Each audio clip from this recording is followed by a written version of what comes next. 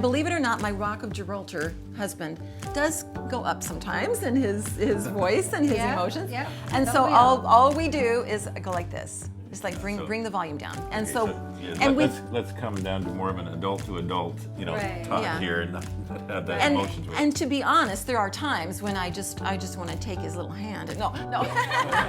And it's you and me, babe, whatever comes. Knowing bigger hands are holding ours, and our greatest days are ahead of us. Growing in love, learning to be a better us.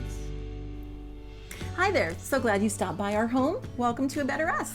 You know, it seems everything these days requires a password. From logging into your laptop to unlocking your phone to using the ATM, passwords are definitely a part of our everyday life. So why not have a password in your marriage? A secret word or phrase that only the two of you know, used just when you need it the most. Relationship experts Bill and Pam Farrel think it's a good idea, and they're here to walk us through it. Also, author and speaker Rhonda Stoppe is here to share the secrets she has learned to be the single most important factor in truly loving your spouse.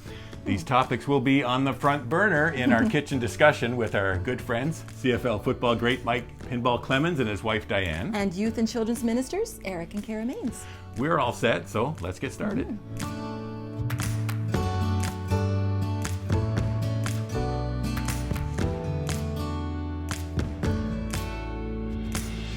Have you ever had this happen where you're talking with your spouse and then you start arguing and then the argument escalates and then you don't even know what started this argument? Like you're just missing each other. And you need a way to restart and regroup and recapture those moments where conversation just goes crazy. And one of the skills that will help you recapture those conversations that have gone haywire is to develop a password between the two of you that just signals we need to do a redo here. And the first trait of a good password is it's tied to a good memory. Like you have to know a little bit about Bill and I when we were newlyweds. And Bill loves to quote his favorite philosopher. That would be Rocky Balboa. Rocky film. Yeah, and if you saw the movie, you know Rocky was dating Adrian, and Adrian's brother Paulie was concerned about the relationship, and so Paulie approached Rocky and said, "Hey, what are you doing with my sister?" And Rocky's response was something like, I got gaps, she got gaps, together we fill gaps. Pretty good relationship advice. Yeah, because we all have gaps, and God puts us in relationship with one another to help fill those gaps. So we love the Rocky movie, but I'm the firstborn daughter of an alcoholic dad. So when Bill married me, I was a little bit of a drama queen. Okay, like a big old drama queen. You know, tiara, drama queen t-shirt. And so Bill would say something and it would hurt my feelings, and I'm like, oh, you don't love me anymore. I'd run to our room, throw myself across the bed, slam the door, look back to see if he'd followed me. Have you men get training on what you're supposed to do at a moment like this? One guy in Florida said, yeah, run, Forrest, run. So my best guess was to follow her into the room and reassure her that, Pam, I love you. I don't know what I said that hurt your feelings, but I didn't mean it. I don't think the way you took it, because I really just love you. And you know how things can be better in your relationship, but you don't know what was wrong in the first place, so you don't know why it's better. And like we lived there for a while because this little scene repeated itself a number of times. Until my brother was over for dinner one night and Bill said something and it hurt my feelings, and I'm like, oh, you don't love me anymore. Run to our room, slam the door, look back. And instead of Bill, my brother walked in the room applauding, and he took a trophy down. He's like, now for Best Actress, we have Pam Farrel. And I thought Pam would be really upset, but instead, I started laughing. I'm like, tag, my brother so knows me. Because the second trait of a good password is that humor helps. So tied to a good memory, humor helps. Bill started thinking. So when Rocky was trying to get Adrian's attention, she was working at a pet store. He would walk into the pet store every day with the same dumb joke. Yo, Adrian, you know what you get when you tap a turtle on the back? You get shell shock. Get it? Shell shock. So then the next time, Bill hurt my feelings. You don't love me anymore. Ran to our room, slammed the door, looked back. Bill walked in and said, Yo, Pam, you know what you get when you tap a turtle on the back? You get shell shock. Get it? It's like a really bad joke. It's like a bad imitation, but I don't even care. It works to this day to help us laugh and then restart that conversation. And probably the most important trait about a good password is you should agree on it. For example, one guy tried. He said, hey, Bill, you think this one will work? Listen to me! Yeah, probably not so much. And so agree upon that password. And some great passwords that we've seen, we have a book that's our bestseller, Men Are Like Waffles, Women Like Spaghetti. And so let go of my waffle is one password that's worked. Also, we have a friend who's like very strong, Wall Street kind of guy and married to an artist, little delicate flower kind of wife. He just mows her over. But they both love the whole Wile E. Coyote Roadrunner cartoon. So their password is beep, beep, beep. Basically means back off, buddy. And then one of our favorite stories is this little newlywed couple in one of our audiences says, we have a password. I'm like, what is it?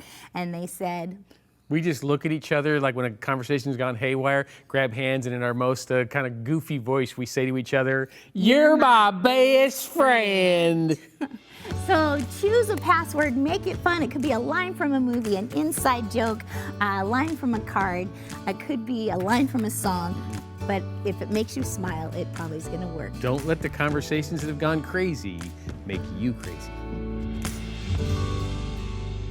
Well, thanks for joining us here on A Better Us, and thanks to our kitchen couples for joining us too. Here in our kitchen, we've got Mike and Diane, and we have Eric and Kara. Ready to go. So secret passwords. It's almost like marriage is a secret club. I know, You have right? A secret handshake and a secret password. I don't know if we've ever come up with like a verbal password. I know that we have very close friends of ours who do something that is, I just love it. So years ago, there was this viral video of a little girl. And all I know of the viral video is she's like, I don't know, 2 years old, takes her little finger up and she goes, you're crazy.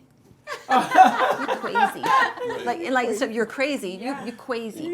And so whenever they get into this moment, one of them will just look at the other and say, you crazy. That can diffuse things. And that's exactly what happens. It diffuses things. It's Uncle David and Auntie Debbie. They do that. And I love that they do that because it just brings the moment way down if it's starting to escalate.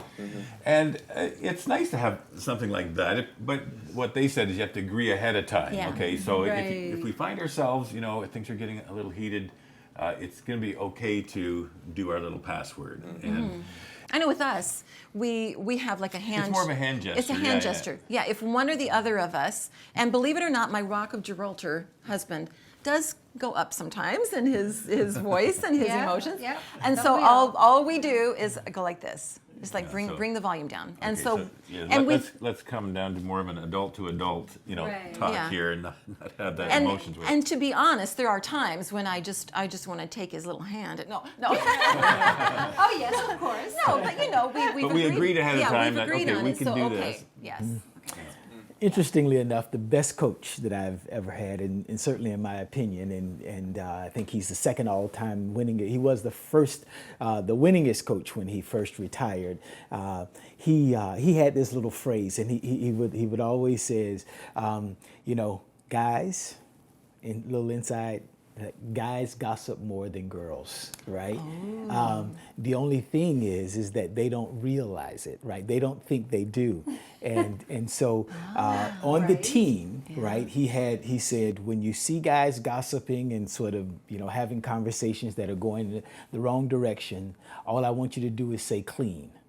Right, say clean, and we know what that means, and we expect that the conversation will transition and shift into a more positive place. Yeah. So that concept is very familiar to me in that vein, and it was very useful in several situations, especially when you go through a period that's struggling. He was the most successful coach that I ever played under as well, and so things didn't tend to go the wrong way a long time. And so I think Okay, it worked I'm out. sorry, but I'm really curious. Yes. Who is this coach? I have to ask you. Don Matthews is his name, and Okay, so he's okay. yeah, Give credit where phenomenal credit's due. Canadian Yeah. Football League coach, and Yeah. but yeah, so Clean. clean, All right. and I say Because everyone knows what that means right away, and just like we know what this means, Yeah. and you quasi, Yes, what that means. It's, okay, let's just step back. little humor with it, I think, is even probably a little bit better, but it gives us a chance to reset before we regret. That's good. I was about to say I love the humor because Mike always makes me laugh. You know how much I love laughing, and I love a good joke. But I love when you can bring humor into that, right? Because once you have a good belly laugh, you forget everything else. Like laughter is just it's a good thing. The best medicine. Yeah, It is. It really remember, is. I remember when we were newly married. I think maybe our oldest was just a couple of years old, and it was stressful. Life was really stressful. I remember we were so angry at each other. Like I don't know what it was. I don't know. I have no idea what we were angry about. But we were really angry at each other, and we wound up in the bathroom standing in front of the mirror side by side, and I think I said to you in the mirror, "You make me so angry," and you said to me, "You make me so angry." And we just stood there staring at each other, and then we burst out laughing at how stupid it was, and we just died. Help to see our laughing. reflections, trying to who's madder. It was so sometimes you need that humor. Humor. You just need it. Humor for me does it every time. I have to say, when I first heard this teaching, I was like, I don't know if this will work. Like, if I'm really mad at Eric and then he drops a joke at me, how am I going to respond to that? But I think it's good. It's good to add humor. And I think, too, your password doesn't always have to be something verbal, but it could be an action. Right? Yeah, And exactly. Like body language. Yeah. Like I know when we're in an argument, I tend to get quiet because I'll get angry, and so I get quiet. And here I can see my body language is down, and then maybe that'll is a cue for her to just be like, maybe we should regroup later. I'm not sure. Yeah. It is. But yeah, so. So yeah, it doesn't have to be verbal, like you said. So this is our password for wrapping it up. For this segment, let's wrap because we've got to move on. But more Better Us to come. Stay with us. If that hasn't happened for you, and you're craving and you're wanting to know how you can have a great relationship with your spouse, seek God first, right?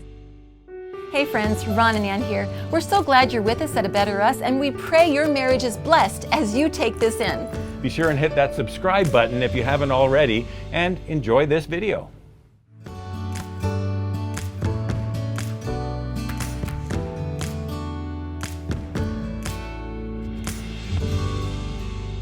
After 18 years as a youth pastor's wife, being a senior pastor's wife was uncharted territory for me. I knew ministers' wives who shared how much strain their ministry had put on their marriages, so I knew I needed a godly mentor to help me learn the ropes to love being a pastor's wife. When I was a young pastor's wife, I attended a minister's wives conference in California. At the conference, I met a lovely pastor's wife named Vi. Immediately, Vi shared stories with me from her and her husband's experience. She said that they were married for 42 years, the love of her life, and she said they met when they were in college on a choir tour. She said, I played the piano, so we were a good fit. He was going into music ministry, but Vi jokingly added, although when you play the piano and you marry a minister, you're never quite sure if he married you for love or because he needed a pianist. Throughout their married life, Vi and Kurt served the Lord in full-time ministry. Vi often referred to their marriage as a waltz of life divinely choreographed by the Lord. Though their waltz came to an end when Kurt was diagnosed with cancer at age 68, Vi never left his side. On the last day of his life, Kurt looked at his sweetheart and he said, Vi, am I dying? To which Vi tearfully responded, yeah, Kurt, you're dying. And then in the joyful spirit that Kurt so adored, Vi whispered, Kurt, you're gonna go home to see Jesus today. What's the first thing you're gonna tell Jesus when you see him today? Kurt closed his eyes, and Vi said he got a big smile on his face as he considered the moment that he would stand in the presence of the Lord. And then he looked in Vi's gentle eyes and he said, I'm gonna thank him for giving me you. I can't tell that story without crying. Every time I tell her story, Tears fall at an event all over the room. I think partly it's because we want that happily ever after love story, but I also think it's because we wives long to be the wife to whom our husband on his deathbed would say, I'm going to thank God for giving me you, rather than peace out, babe. Jesus says we're not married in heaven and I'll see you on the streets of gold. So how do you build a marriage like Vi and Kurt? How do you enjoy a love that lasts through the test of time? A love that your children will want to emulate? What's the secret to a happily ever after love story your grandkids will one day tell their children about long after you're gone? What's the secret? Do you know a godly couple who's been married for a long time and they're still deeply in love? Doesn't your heart long to have a marriage like theirs? What is their secret? As you observe such a couple, you may be tempted to think, oh, that wife is so lucky. She's married to such a wonderful man. I wish my husband were more like him, or I wish my wife was more like her. Upon closer observation, however, you might be surprised to learn that the secret to their happy marriage isn't related to the ideal way their spouse treats them. Rather, it's because their relationship is grounded in a love that is deeper than their love for each other. A marriage flourishes when husband and wife both love Christ more than any other person in their life, including their own spouse. In Mark 12:30, Jesus declared that the priority of life is to love God with all of your being, all of it. Do you love God like that? As a young Christian, I would have answered, yes, of course I love God, as I pointed to my busyness in serving him and whatever I was doing to evidence my love for him. However, every once in a while, I would meet somebody who straight up loved Jesus. You know what kind of person I'm talking about. You only have to spend a few minutes with them to realize they have an authentic, deep love for their Savior. This kind of wholehearted love is available to anyone who has a relationship with God through his son Jesus. When you learn to devote your heart to loving the Lord, there will be a natural outpouring of God's love spilling out of your heart and onto those around you, especially to your spouse. It all comes down to this. The key to having an all-out love for your spouse and experiencing fulfillment in your marriage does not lie in how well your spouse measures up to your expectations, but in how well you love God. Well, we are back in the kitchen with our kitchen couples. We've got Mike and Diane and Eric and Kara. And I love the story that Rhonda told about the older couple and the husband that died and you know, just that kind of love. And when I heard that story, honestly, I thought of your parents.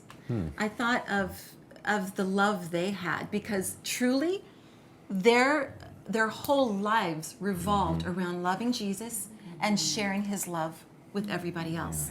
And even, you know, when Dad was on his deathbed, Right. Yeah. their love was so evident. It was just, it was so beautiful. They had just celebrated their 59th 59th. wedding anniversary 6 days before he passed away. And so we brought a cake into the hospital, and Mom and Dad sat next to each other and held hands, and they kissed, and it was just... You could still see the love in their eyes and how that they still had it, you know? Yeah, because they had founded their lives on Jesus, and their marriage was founded on Jesus, and every aspect of their life revolved around bringing glory to him. And they weren't perfect at all. I mean, their family knew they're not perfect, but boy, did they do marriage well because of Jesus being at the center. So if someone were to ask me what is the single most important thing, that the best thing anyone can do for their marriage, I would have to say it would be to have a personal and growing and vital relationship with Jesus. That's it. Because that impacts the entire relationship. You know, when you think about it, you know, we want to be like Christ. We want to have the fruit of his Spirit evident. And so, you know, which is, you know, love, joy, peace, patience, kindness, goodness, gentleness, faithfulness, self-control, all these things that are just things that, if they were evident in your marriage, how much better would that be? And if we can be like that, so the closer you get in that relationship with Jesus, I mean, it's not the saying, more that fruit comes out. It's not saying that we have to be perfect. No. It just means that we're on a journey. Working on it. We're working on it. We're headed in that direction. Yeah, a natural byproduct of loving Jesus is a deep love for others. And Jesus came to bring life to the fullest, which is to say, he came to bring love to the fullest. And so my love for Kara isn't at its greatest potential if I haven't spent time with Jesus. It's as simple as that. That's true. And I think, too, nobody knows what's around the corner for their relationships or in life. And it's so important to be founded and concrete to Jesus, because the truth is, in this next season, our spouse might need us to be there spiritually, emotionally, everything, to be their rock. And if we're not prepared and ready and spending time with Jesus, If we're not tapped into an eternal source of love, then you fall. A wise woman once told me, if you're ready, you don't have to get ready. So if you are already grounded and rooted and anchored in Jesus, then you're already ready for whatever comes your way. Yeah, if you love God most, how much more can you love your spouse? Exactly. Right? So, So, yeah, we actually had a really lucky start, and the real word is probably blessed. We had mothers that were very strong, and so when we at a young age met each other at 19 and 18, we were already mature at some level as Christians, and then when we did get married several years later, our commitment was first to God and then to each other, right? And when you can set that foundation early, right, it helps. But it's also important to say it's never too late, right? To understand that God is ready and willing anytime, all the time. And so if that hasn't happened for you, and you're craving and you're wanting to know how you can have a great relationship with your spouse, seek God first, right? Seek His face, and He can do all things but fail. yeah, and it's not to say that, you know, because you have a relationship with Christ, when you start your when you go into a relationship, you have to water that.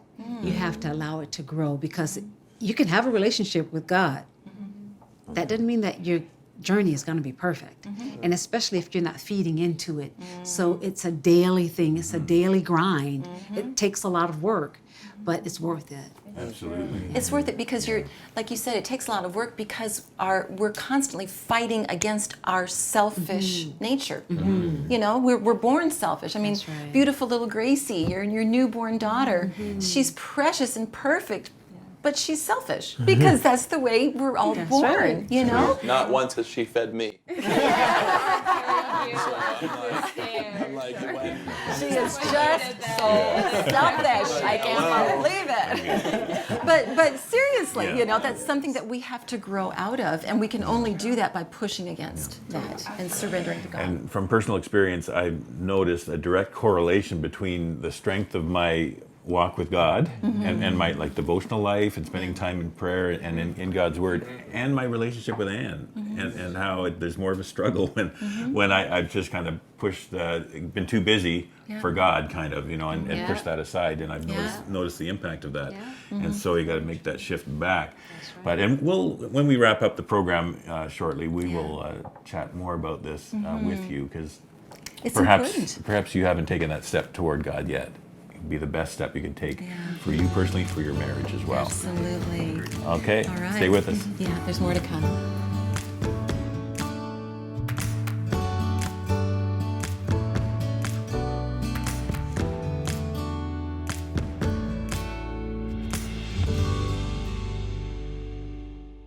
Hi, we hope you're enjoying the show. You know, our vision at A Better Us is to see every marriage become a loving union that creates a safe family haven, building a legacy of hope for future generations. That's why we feel it's so important to invest in marriage relationships through producing a new episode of A Better Us every week. Absolutely. If you feel as we do that marriages are worth investing in, then please consider joining us as a member of A Better Us with a monthly donation of $25. You'll be making a big difference in lives and families, and we'll send you 2 of our special mugs, the mugs that you see our kitchen couples using each program. Absolutely. And be sure to send us your mugshot selfie, and we'll post it on our Facebook page and on our website. Simply visit abetterus.tv and click donate to set up your automatic monthly giving. God bless you, and thank you so much for making this program possible and helping us strengthen marriages. So we can all become a better us.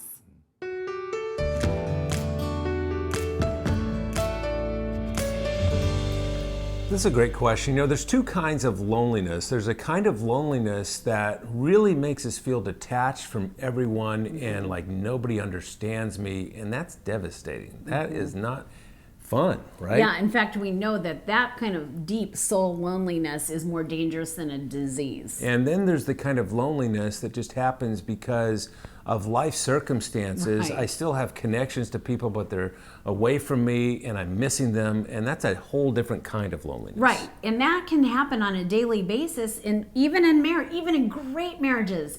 The truth is that we have circumstances that pull our lives apart sometimes, and we don't always feel exactly the same way about everything. Right. So sometimes we get lonely. I mean, here's a silly example. I'm like a coffee fanatic. I love my coffee, my lattes, whatever it is. You couldn't care less about coffee. I don't drink coffee, No. and I don't understand why you love No. coffee so much. In fact, Right. you call it Satan's syrup because you think it's not even healthy. So literally, there's this little part of me that feels lonely because you're not going to share it. Right. And there's plenty of stuff in your life that it's like Right. that too.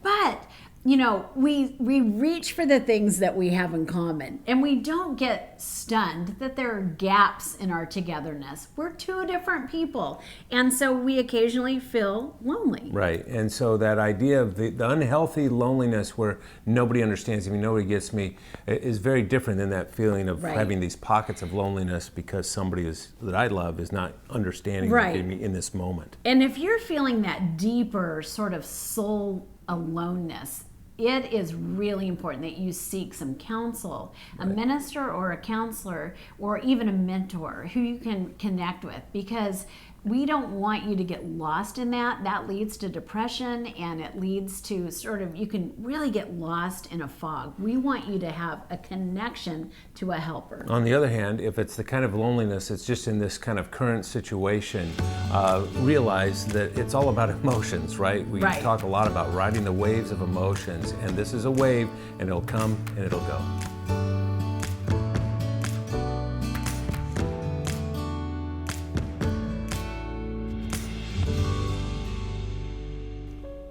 Thanks for joining us today. It's been a great program. I really like what Bill and Pam said about having a secret password, something that only the two of you know that can be used just when you need it most. Those passwords can be cute or funny or make no sense to anyone else. They're kind of like inside jokes that may seem trivial, but they can actually connect the two of you in a deeper way. And the best way to foster that strong connection between the two of you is to first have a deep connection with God. Rhonda Stoppe said it best when she said that the key to having an all-out love for your spouse has nothing to do with how lovable they are, but in how well you love God and allow His love to flow through you to them. And Doctors Les and Leslie Parrott opened our eyes to the different kinds of loneliness that we can experience, even within marriage. And while we may need to take some deliberate steps to connect to our spouse, the good news is that God can meet your deepest need for love and connection right now. He promises to always be with us, to comfort us, and to give us His peace, even in the middle of life's difficult seasons. I love the Apostle Paul's prayer for us in the Bible, where he writes in Ephesians chapter 3, "May your roots go down deep into the soil of God's marvelous love." I love that imagery. My Yeah. soul's roots going deep, anchoring into His love. I love that. And Paul ends it with, "And may you feel and understand how long, how wide, how deep, how high His love really is." You know, when you experience God's love on that level, things begin to change in your life. His love truly does make all the difference. If this is a new concept to you and you'd like to know more about it, or simply have someone pray with you for whatever you're going through, give our prayer line a call. The number's on the screen. Also, our website and YouTube channel are loaded with resources to help strengthen your relationship with God and with your spouse. We're so glad you took the time to join us today. And remember, with God, there is always hope to become a better us.